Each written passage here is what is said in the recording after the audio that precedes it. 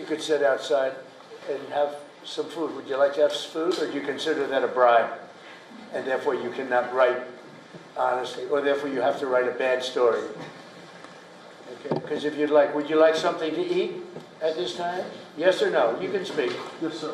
Yes? Okay. Thank you, sir. Margot, Yes, sir. take them outside, tell the chef, serve them a little lunch, okay? Thank you, press. Thank you, press. Thank you, press. Thank you, guys. Thank you, guys. Thank you, press. Thank you, press. That should guarantee good stories, but it won't.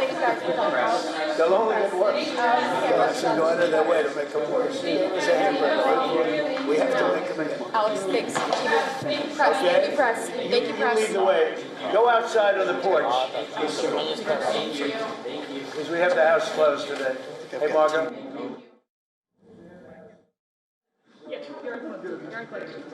Behind you.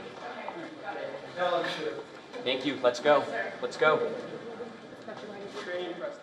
All right, so that is inside Mar-a-Lago Beach Resort, where President Trump is telling the press to take a lunch break because this is a closed-door meeting between the United States and Ukraine, and you can actually tell from his expression and his emotional gestures that he doesn't want the press inside that meeting at Mar-a-Lago Beach Resort.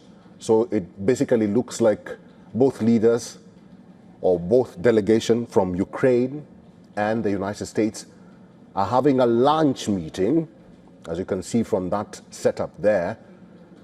So President Trump is flanked by his Secretary of State, Marco Rubio, Secretary of War, Pete Hegseth.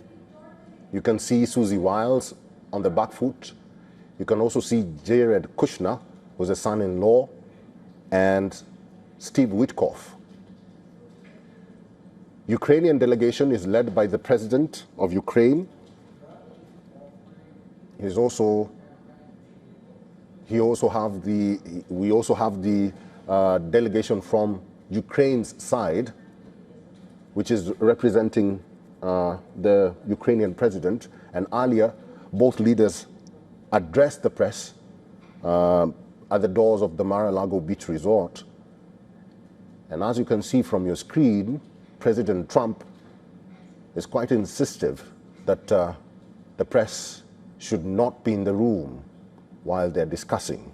So this is openly a closed-door meeting between Ukraine and the United States.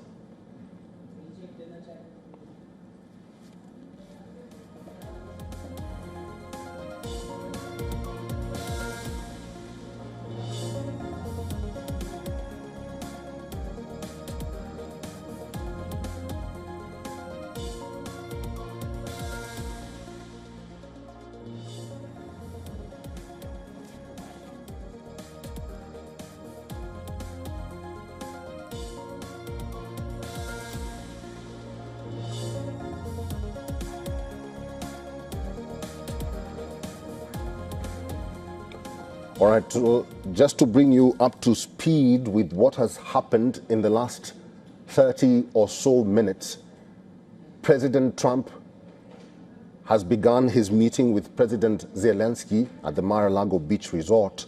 And earlier, President Trump held a phone call between him and the Russian President Volodymyr Putin, which lasted for about 1 hour and 15 minutes.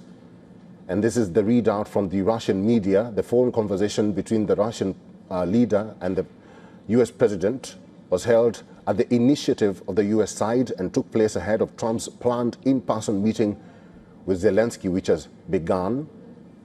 Ushakov is the one who issued the statement. He says that the call was initiated by the US president. Trump wanted to discuss a number of issues ahead of his meeting with Zelensky. The tone was described as friendly, constructive, and businesslike.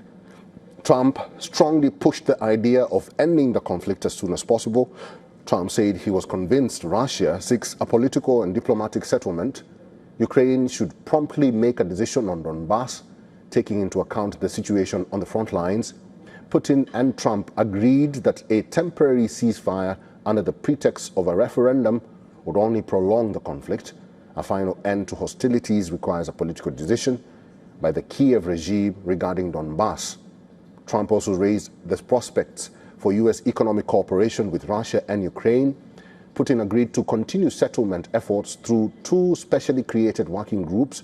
The two leaders exchanged Christmas and New Year greetings. The conversation also went on to say that the Russian president agreed with Trump's proposal to continue work on a settlement within a framework of specially created working groups. The parameters of the working groups on Ukraine will be announced in early January. The American leader stated that the need to end the war as quickly as possible is in tandem with his policies, and he also addressed the same when he was addressing the press outside the Mar-a-Lago beach resort with President Zelensky.